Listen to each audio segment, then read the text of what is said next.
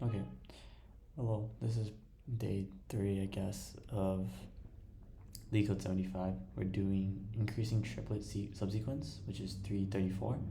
So we're given an integer array nums, and we have to return true if there exists a triple of indices such that they are strictly increasing indices, as well as the numbers inside of those indices are strictly increasing as well.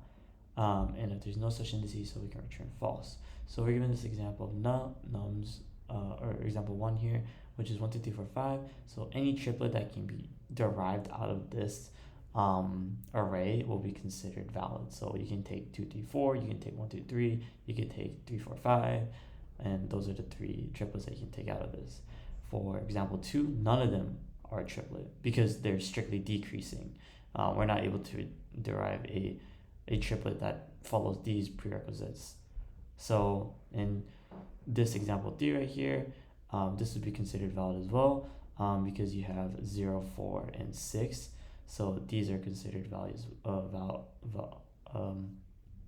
valid as well. Another one that you can technically look at is 2, 5, and 6 as well.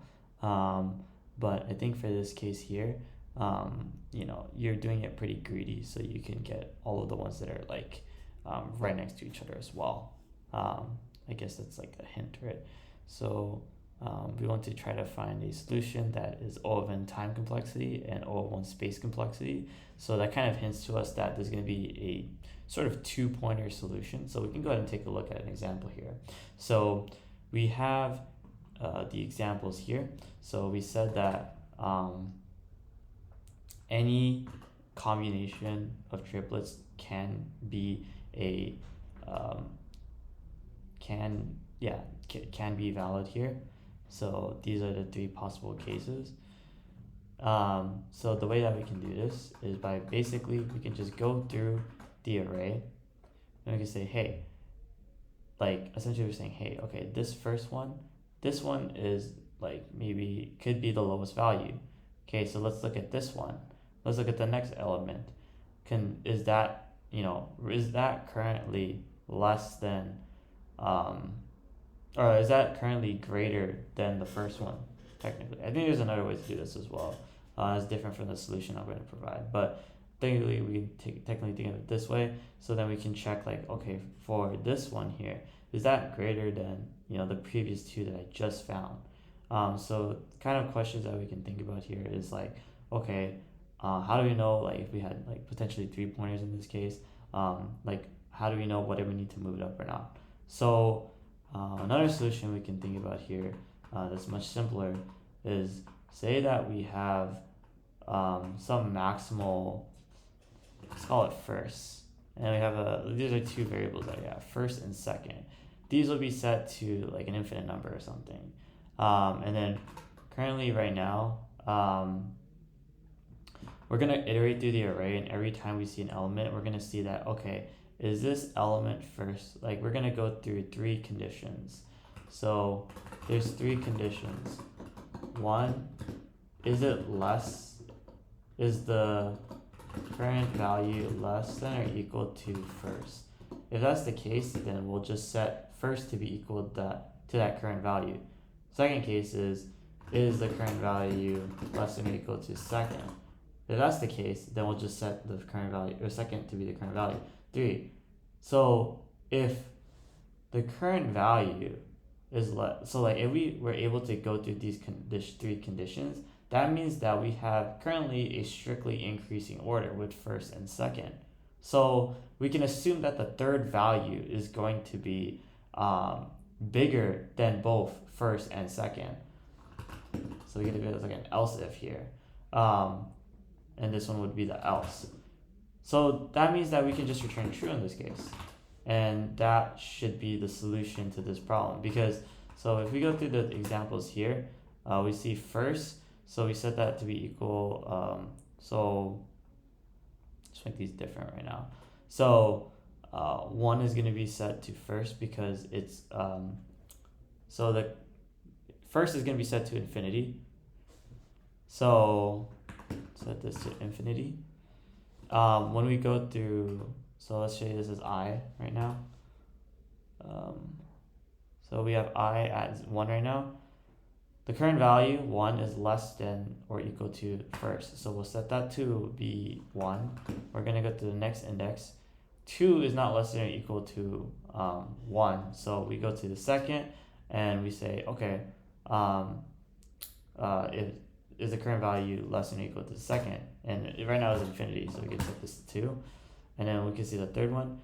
We saw that 1, 1 is set to the most minimum value we found so far.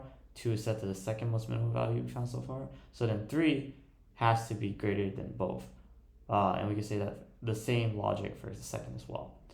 And we can plug it into, like, say, this bottom one down here as well.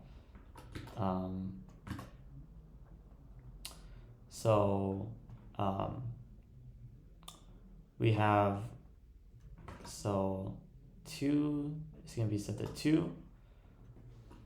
Then it's going to be set to 1 because, 2 is, greater than 1. So we need to set first to be equal to 1 now. We go to 5. We see that 5, is going to be greater than 1. So we go to second. So 5 is here.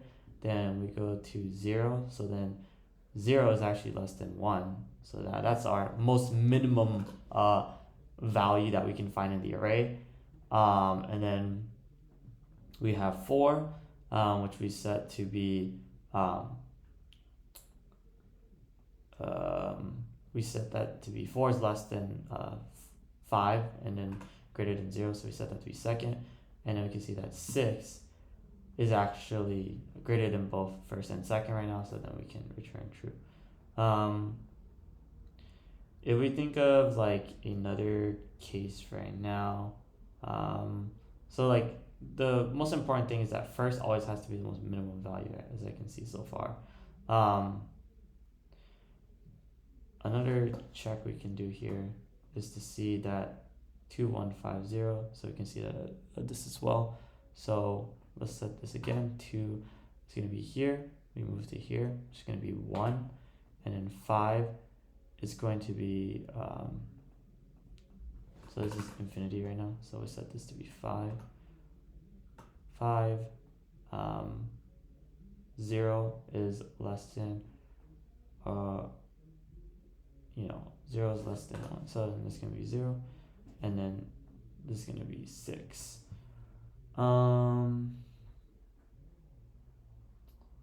Which technically is true because it'll go through all 3. I think this is another case to flesh out as well. But I'm thinking if it's possible to...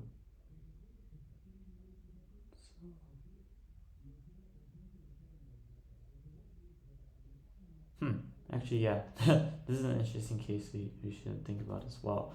But because this, I'm trying to think of another way where, I guess as long as second is able to get called upon, I can't think of another edge case where this could like break.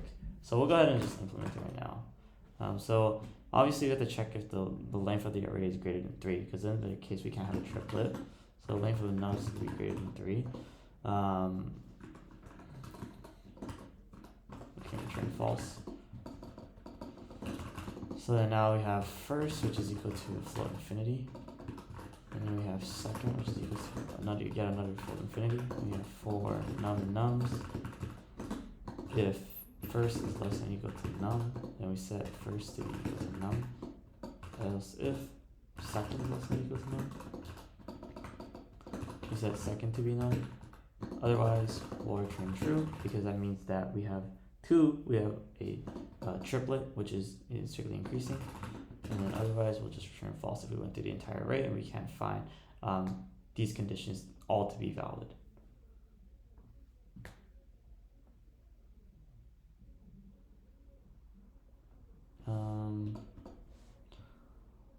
Let's take a look here.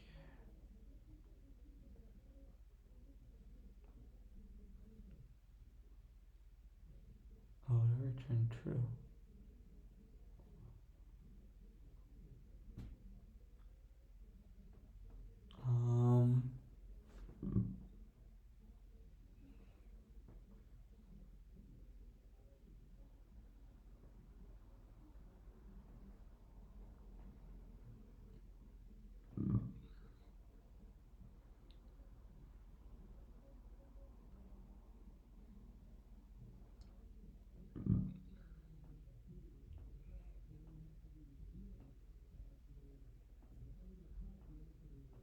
Oh, oops, I wrote it the wrong way.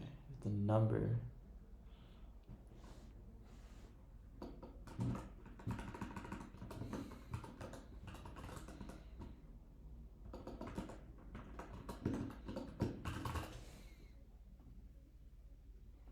I